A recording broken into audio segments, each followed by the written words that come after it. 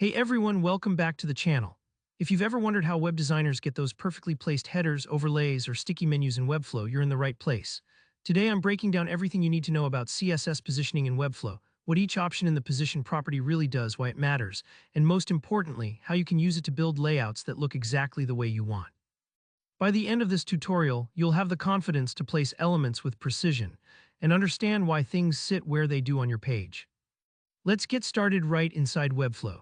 When you select any element and look over at the Style panel, you'll find the Position property, which might seem a bit mysterious at first, but trust me, once you know how each mode works, it's like unlocking a superpower for web design. First up is Static Positioning, which is actually the default. Think of it as your ordinary, just go with the flow. Placement elements are laid out where they appear in your HTML structure in order. No funny business here. Even if you try to set top, bottom, left, or right values, nothing will happen. The element simply stays where it's supposed to be, following the natural document flow, and every other element stacks up as usual. For most content blocks, this is all you need. It's like books on a shelf, everything just lines up nice and tidy. Now let's move on to Relative Positioning. This one's a little more flexible. When you set an element to position, relative, it stays in the normal flow, but you can gently nudge it around with those top, right, bottom, or left controls. Maybe you want to slide an icon a little to the right without breaking the layout of your other elements. Relative is perfect for that. Other items on your page will act as if your element never moved, so the gaps in alignments remain untouched. It's almost like you're wearing slightly taller shoes. You shift up, but everyone around you acts like you haven't changed height. Bonus tip: relative positioning is also super important if you plan to absolutely position anything inside this element. It becomes the reference point for its children.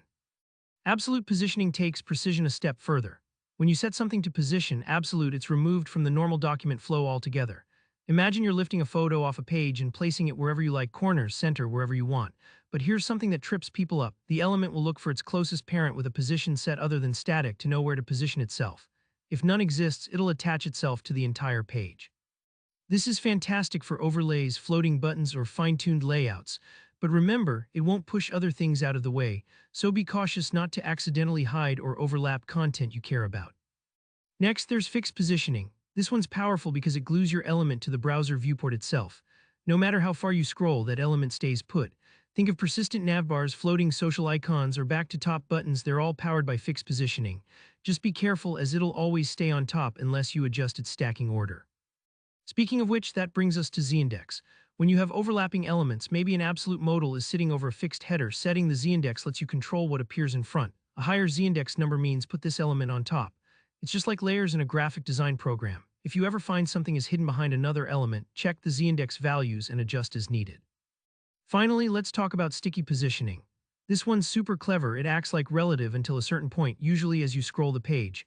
Once your sticky element hits a defined threshold, often the top of the viewport, it'll stick in place, behaving like a fixed element. You'll see this with sticky navs or sidebar menus. If you notice it not working as expected, remember your sticky element needs a defined top, left, bottom, or right value to know when to stick, and make sure its parent isn't hiding the overflow. And that's it. You now have a solid grasp of CSS positions in Webflow. If you learned something new or have any questions about positioning your elements, go ahead and leave a comment below. Give this video a thumbs up if you found it helpful, and don't forget to subscribe for more clear, practical Webflow tutorials. Thanks for watching, and I'll see you in the next one.